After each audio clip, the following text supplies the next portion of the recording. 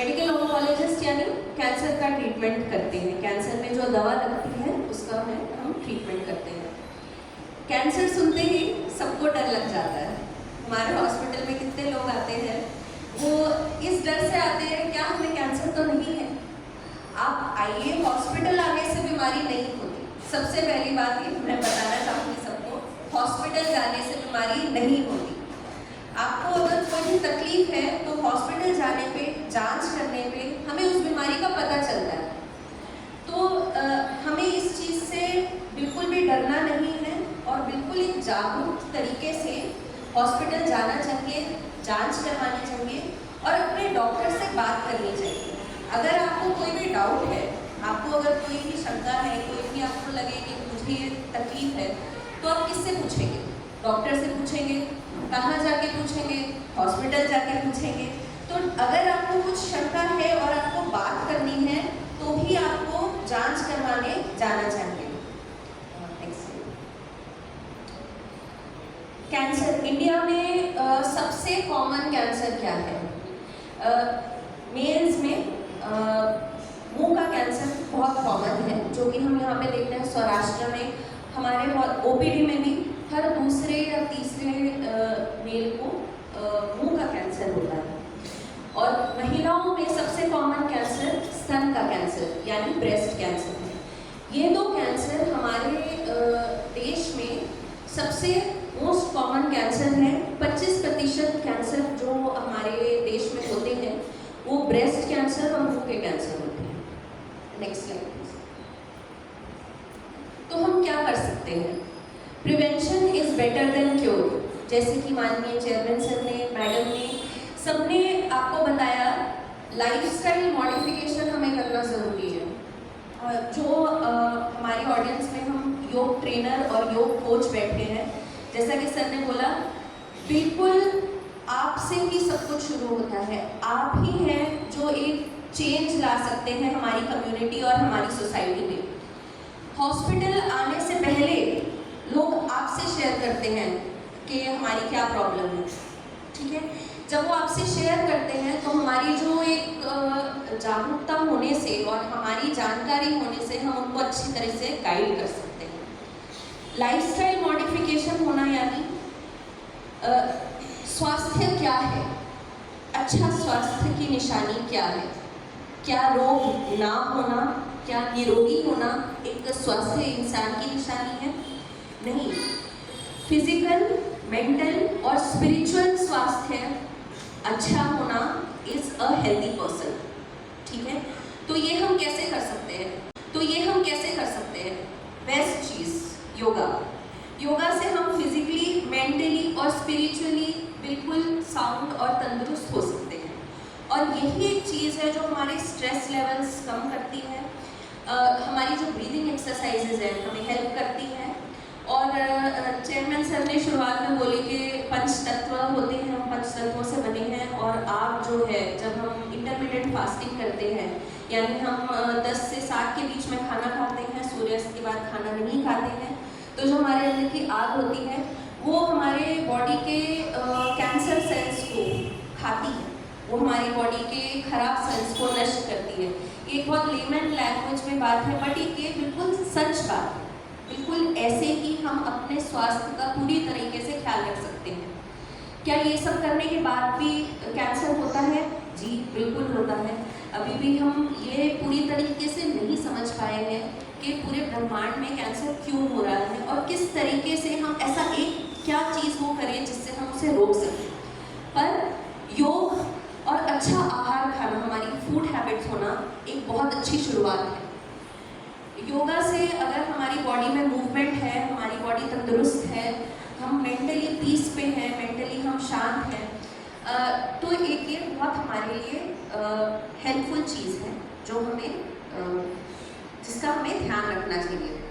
तो lifestyle modifications, तंबाकू, गुटखा, मावा सौराष्ट्र में बहुत ज़्यादा पाया जाता है और यही एक हेड एंड नेक कैंसर यानी मुंह का कैंसर होने की बीमारी का कारण है, सबसे बड़ा कारण है, जो कि यहाँ पे इस वाली एरिया में ज़्यादा पाया जाता है। हमारे इंडिया में अगर हम देखें तो क्योंकि हम यहाँ पे मावा गुटखा वगैरह ज़्यादा देखते हैं, इसीलिए हेड एंड नेक कैंसर भी ज़्यादा होता है। तो उसको अगर हम ना करें, और ये एक जागरूक होने की बात है, पर हर एक घर छोड़ के एक घर में हम अपनी आंखों के सामने लोगों को यूज़ करते हुए देख रहे हैं, पर हम कुछ बोल नहीं पाते। तो अगर हम जागरूक होंगे तो हम लोगों को भी अवेयर कर पाएंगे कि नहीं, ये चीज़ अच्छी नहीं है, ये हमें पता है कि अच्छी नहीं है, इसीलिए बिल्कुल भी नहीं करनी है। हमारे लिए ये जहर है, तो हमें नहीं हाथ लगाना है। Next slide please. तो prevention is better than cure सबसे अच्छी चीज़ है, पर सेकेंड सबसे अच्छी चीज़ क्या है? Screening and early detection. मतलब जल्द से जल्द बीमारी का पता चलना और जल्द से जल्द बीमारी को पूरी तरह से जड़ से मिटा देना। कैंसर से जीत संभव है। कैंसर से जीत संभव है। कब है? जब हम उसे जल्द से जल्द पकड़ सकें, बिल्कुल छोटी स्टेज में, अर्ली स्टेज में हम उसे जान सकें और पूरी तरह से जड़ से मिटा सकें, जिसके लिए हम सर्जरी, शेक यानी रेडिएशन और कीमोथेरेपी यानी डोज का हम इस्तेमाल करते हैं। हर चीज़ में हर तरह का जो कैंसर होता है वो अलग अलग तरह का होता है, तो सब में सारी चीज़ें यूज़ नहीं होती हैं। तो जो हम देखते हैं, सुनते हैं, उससे बिना डरे हॉस्पिटल में आए, अपने डॉक्टर से पूछें क्या हमें ये बीमारी है, और अगर है तो इसको कैसे ठीक कर सकते हैं। कितनी बार हम ओपीडी में, एक मेरे पास ओपीडी में एक यंग पेशेंट आए थे, 30 साल के थे और उनके मुंह में छाला था। उनसे मतलब मोटा में चांदी थी उनके, और उनसे पूछा कितनी देर से है, तो कहते 2-2.5 महीने से है। तो मैंने उनसे पूछा आपने कुछ किया नहीं, आप हॉस्पिटल नहीं गए? कहते मुझे डर लग रहा था कि मुझे डॉक्टर बोलेंगे कि कैंसर है और मुंह काटना पड़ेगा। इस डर की वजह से वो 2-2.5 महीने से हॉस्पिटल ही नहीं आए।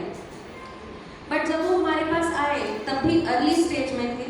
उनको हमने बताया कि आज उन्होंने ये बोला बेसिक, मैंने उनसे पूछा तो अगर डॉक्टर आपको बताएंगे भी तो जो ट्रीटमेंट है वो तो लेना पड़ेगा। तो कहते हैं अभी मेरी शादी नहीं हुई है तो मुझे मुंह नहीं कटवाना है। ठीक है, जो कि बिल्कुल जायज़ है, बिल्कुल नॉर्मल है, पूछना भी और सोचना भी बिल्कुल नॉर्मल है। बट आजकल जो हमारी टेक्निक्स हो गई हैं, और हमारे पास सर बैठे हैं जो भी इस बारे में और बताएंगे, हमारी जो सर्जिकल टेक्निक्स हैं, हम जो आधुनिक टेक्नोलॉजी यूज़ की वजह से आजकल जो हम पहले जैसा सोचते हैं कि हमारे कट पड़ेगा, हमारे नहीं दिखेगा, हमारे ये होगा, ऐसा आजकल बिल्कुल भी नहीं होता है। उसको बिना देखे भी फिर भी हम बिल्कुल कैंसर को जड़ से मिटा सकते हैं, कैंसर से जीत कर सकते हैं। पर हमें जल्दी आना है हॉस्पिटल, और जैसे ही कोई तकलीफ हो वैसे ही जांच करानी चाहिए। नेक्स्ट है पिंक अक्टूबर यानी स्तन का कैंसर अक्टूबर अवेयरनेस मंथ। अभी अक्टूबर खत्म हुआ है और ब्रेस्ट कैंसर अवेयरनेस मंथ है, यानी जागरूकता कि हमारे पास अगर हमें कोई गांठ जैसा फील होता है, या हमें लगता है कि हमारे स्तन में कोई गांठ जैसा है या बगल में गांठ जैसा है, तो हम इसको बड़ा एक शर्मनाक बात मानते हैं, घर में किसी से बताते नहीं हैं, और जब तक वो हमें दुख दर्द नहीं देता है तब तक हम हॉस्पिटल नहीं जाते हैं। हम अपने घर वालों से ही बोलने में शर्माते हैं कि क्या ये हमें जांच करवाने के लिए हॉस्पिटल जाना चाहिए। तो मैं आपको बोलना चाहती हूँ, बीमारी एक शर्मनाक चीज़ नहीं है। बीमारी होने में शर्म की क्या बात है। स्तन का कैंसर बहुत ज़्यादा इम्पॉर्टेंट और महत्वपूर्ण कैंसर इसलिए है क्योंकि इंडिया में सबसे कॉमन है, बहुत यंग एज में होता है। अगर आपकी फैमिली में किसी को ऑलरेडी हो चुका है तो आपको होने के चांस भी ज़्यादा है, पर उससे डरने की बात नहीं है, क्योंकि जब हम उसको जल्द से जल्द जांच सकेंगे, पकड़ सकेंगे, पूरी तरह उसको हम क्योर कर सकेंगे। ठीक है, ये एक ब्रेस्ट सेल्फ एग्जामिनेशन की स्लाइड है। मैं ये बताना चाहूँगी कि अपने हाथों से, अपनी फिंगर टिप से महीने में एक बार जब आप स्नान करें तो अपने हाथों से अपनी छाती का और अपने बगल का तपास करें। अगर आपको लगे कि कोई गांठ है या कोई गांठ जैसी चीज़ फील हो रही है अपने हॉस्पिटल जाएं, डॉक्टर के पास जाएं, मैडम के पास जाएं और उनसे पूछ लें क्या ये कुछ सीरियस है या क्या इसकी आगे जांच करानी चाहिए हमें। महीने में एक बार स्नान करते वक्त छाती और बगल का तपास करना ज़रूरी है, ठीक है। जो भी महिलाएं यहाँ पे 40-45 की उम्र से ऊपर हैं, साल में एक बार हॉस्पिटल जाके डॉक्टर से छाती और बगल का तपास कराना ज़रूरी है। 40 या 45 साल की ऊपर की उम्र की महिलाएं छाती और बगल का तपास हॉस्पिटल जाके कराना आवश्यक है, ज़रूरी है। स्पेशली अगर आपके घर में माँ, बहन या नानी दादी हैं जिनको ऑलरेडी हो चुका है कैंसर, तो ये चांस है कि आपको होने का चांस ज़्यादा हो। सबको नहीं होता है, घबराइए मत, पर ऐसा हो सकता है, तो आपको डेफिनेटली जाके एक बार टेस्ट कराना चाहिए, साल में एक बार, ठीक है। नेक्स्ट, मेडिकल ऑन्कोलॉजी यानी हम क्या करते हैं। मैं बस 2 मिनट और लेना चाहूँगी ये बताने के लिए कि हम बीमारी अगर हो गई है एक बार, तो हम उससे और डरते हैं कि अब हमें कीमो नहीं लेनी, डोज नहीं लेनी। कीमोथेरेपी यानी इंजेक्शन, यानी जो हमारे शरीर में तेज़ी से बढ़ते हुए सेल है ना, उसके लिए काम करती है, उसके लिए दवा है ये। Next slide please. पर आज जैसा कि मैंने बोला, आधुनिक आविष्कारों की वजह से, दवाइयों की वजह से कीमोथेरेपी यानी मेडिकल ऑन्कोलॉजी सिर्फ डोज या कीमोथेरेपी नहीं है, सिर्फ इंजेक्शन नहीं है। हर कीमोथेरेपी से बाल नहीं जाते हैं, हर कीमोथेरेपी से उल्टी नहीं होती है, और हर कीमोथेरेपी से नबड़ाई नहीं होती है। तो मेडिकल ऑन्कोलॉजी में जब हम सोचते हैं कि हम दवा लेने जा रहे हैं, तो डोज लेने जा रहे हैं, तो हम नहीं लेंगे, क्योंकि हम हमारे आसपास जिनका हमने सुना है, नहीं, उनको तो बहुत नबड़ाई हुई थी, उनके तो बाल चले गए थे, उनको तो बहुत उल्टी हुई थी। सबके दवा अलग होती है, सबका कैंसर अलग होता है, सबका ट्रीटमेंट अलग होता है, तो ये बिल्कुल भी सब में नहीं होता है। आजकल टारगेट थेरेपी और इम्यूनोथेरेपी जैसी नई दवाइयाँ जो हैं, वो बीपी या शुगर की गोली लेने समान है। अगर आपको कैंसर है और आपकी उसकी दवाई ले रहे हैं, उसकी टाइप देख के बीपी या शुगर की गोली लेने समान दवा है कैंसर की, जिससे ज़्यादा साइड इफ़ेक्ट भी नहीं होते हैं। इम्यूनोथेरेपी यानी हमारा जो इम्यून सिस्टम है उसको शक्तिशाली बना के उसको हमारी बॉडी में कैंसर के अगेंस्ट फाइट कराना। तो जो नई दवाइयाँ हैं वो बहुत अच्छी दवाइयाँ हैं और वो हेल्प करती हैं, पर वहाँ तक हम ना ही पहुँचे तो बहुत ही अच्छी बात है। Prevention is better than cure. And second best thing is screening या एंड अर्ली डायग्नोसिस, मतलब जल्दी पता लगाना, जल्दी उसको जड़ से पकड़ के बिल्कुल ख़त्म करना।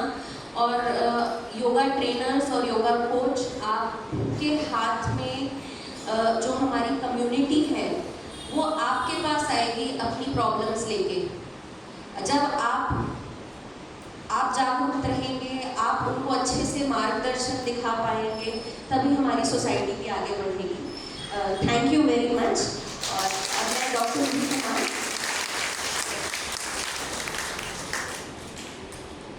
ये हमारी टीम है, जैसा कि अरुण सर ने बताया, शाश्वत हॉस्पिटल राजकोट में है और पोरबंदर में भी हम जल्दी आ रहे हैं। Thank you sir.